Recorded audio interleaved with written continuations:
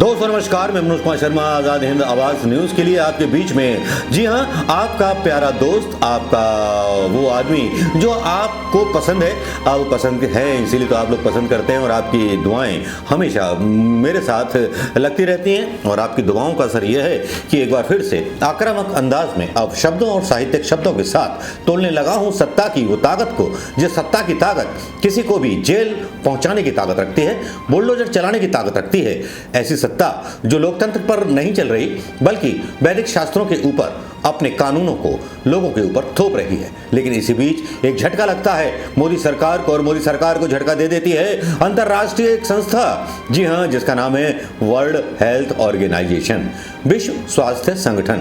जी हां, विश्व स्वास्थ्य संगठन के आंकड़े आते हैं। विश्व स्वास्थ्य संगठन के आंकड़ों के बारे में, WHO के आंकड़ों के बारे में पहले से करीब 2 हफ्ते पहले से ये चीजें चल रही थी और सरकार जो थी इसको डिनाई कर रही थी। लेकिन आखिरकार हुआ वही जो मंजूर खुदा हुआ और मंजूर इंसानियत हुआ। हमारे देश में मौतों को तैरते हुए देखा है, गंगा में जलते हुए देखे हैं शमशान, लेकिन फर्क किसी नेता को ना पड़ा। बस सब लोग मौतों को दबाने में लगे रहे।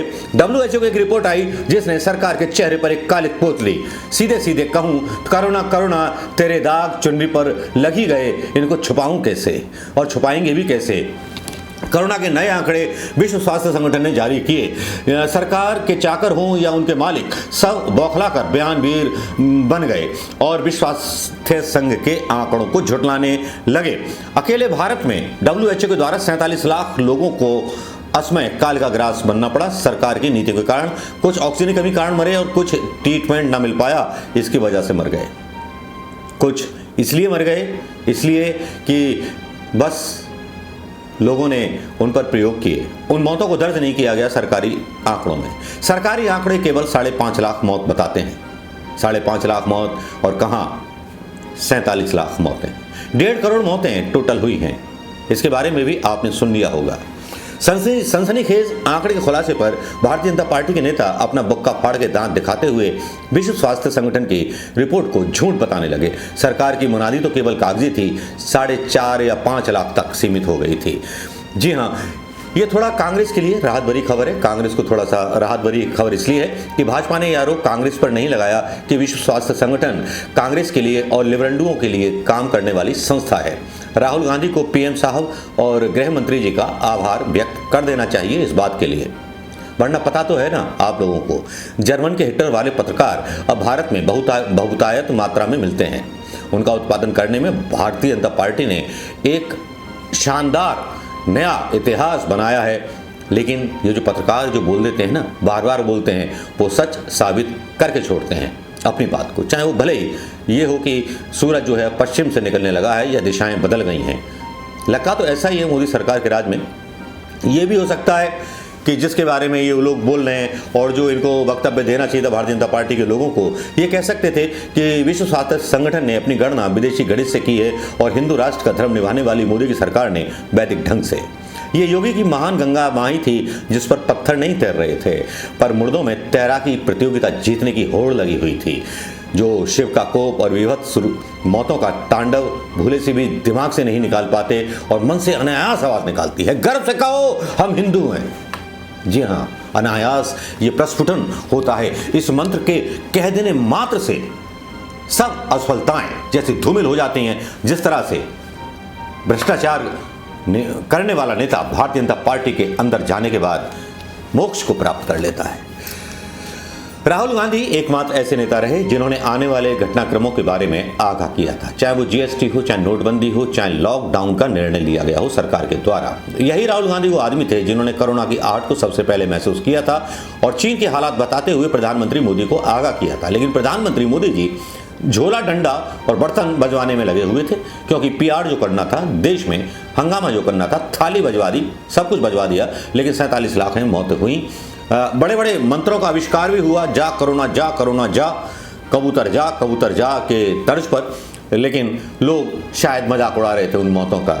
उन आम लोगों का मजाक उड़ाया जा रहा था जो बिना इलाज के मारे गए, जिनके बारे में सरकार कुछ भी सच बताने को तैयार नहीं थी, ना पत्रकार बताने को तैयार थे, ना शमशान, बस गवाही दे रही थी। तो शमशान में उठने वाली वो आग की लपटें जो पूरे आसमान को लाल कर रही थीं, चाहे वो भोपाल का शमशान हो, चाहे वो दिल्ली का हो, चाहे किसी भी मेट्रो सिटी का हो। लेकिन सरकार को लगता था कि सब अच्छा हो रहा है। राहुल गांधी ने अपनी विश्व स्वास्थ्य संगठन की रिपोर्ट का जिक्र करते हुए कहा, जो लिखा उन्होंने लिखा, 47 lakh Indian died due to covid pandemic, not 48 lakh as claimed by the government, since doesn't lie Modi does. ये वही है जो मोदी जी का झूठ हमेशा सामने आ जाता है। Respect families who have lost loved ones, support them with the mandated 4 lakh compensation. 4 lakh compensation उन सारी फैमिलीज को मिलना चाहिए जो लोग कोरोना के शिकार हो गए। सरकार ने कंपनसेशन देने की वजह से ना देना पड़े, इसलिए मौतों की संख्या कम बताई। ऐसा लगता था कि राहुल गांधी के इंस्टीट्यूट के बाद राहुल गांधी ने फिर से सरकार की जो कुर्सी है अपने सवालों के खड़े आलपिन बखेर दिए थे, जो पिछवाड़े में छुपने वाले थे, चुभने वाले थे सरकार को।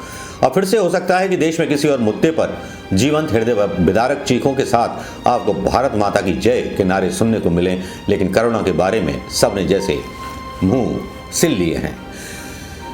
महामानव स्वीकार मत करना, ये मोदी जी के लिए है खासतौर पे। महामानव स्वीकार मत करना, इस देश को झुकने मत देना। भले ही बेरोजगार लोग त्रिशूल फर से उठा लें, तुम उनसे जय श्री राम और जय बजरंगबली चालीसा का अजान के सामने पाठ कराना, लेकिन देश को झुकने मत देना। तुम सेना की आन न घटने देना, भले ही पेंशन क्यों ना बंद करनी पड़ जाए। तुम विदेश में अपकीर्ति स्वीकार मत करना, देश को पता मत चलने देना, भले ही आपकी असफलताओं पर हार्वर्ड की यूनिवर्सिटी पर अध्ययन होने लगे कि किस तरह से आपने तीसरी सबसे शक्तिशाली अर्थव्यवस्था को बर्बाद कर दिया और गिरवी रख दिया अपने दोस्तों के आंगन में। बस बताते रहना अपने पाले हुए भौंपुओं को कि देश विश्वगुरु बन गया है। ये सच सबको बताना है, सबको बताना है और बताना है कि आप जो हैं विलक्षण प्रतिभा के धनी हैं, इतने धनी हैं कि जिसका कोई वर्णन नहीं किया जा सकता। चारों दिशाओं में आपकी गूंज है, चाहे वो आपकी सफलता की हो, चाहे असफलता की हो, चाहे पुलिस के दुरुपयोग की हो। हम जो हैं आज विश्व में विश्वगुरु तो बनेंगे, लेकिन सही में क्या विश्वगुरु बन रहे हैं या हम अपनी लंका लगवा रहे हैं खुद। एक आंख वाले बाबा के परम मित्र, हे साहिब, देश में जब राशन खत्म हो जाए तो उपवास का आह्वान कर देना कि जो उपवास नहीं रखेगा उसको भी देशद्रोही कहा जाएगा या उसको भी हिंदू धर्म से निकाल दिया जाएगा। वो अलग बात है कि विश्व के एक विश्वविद्यालय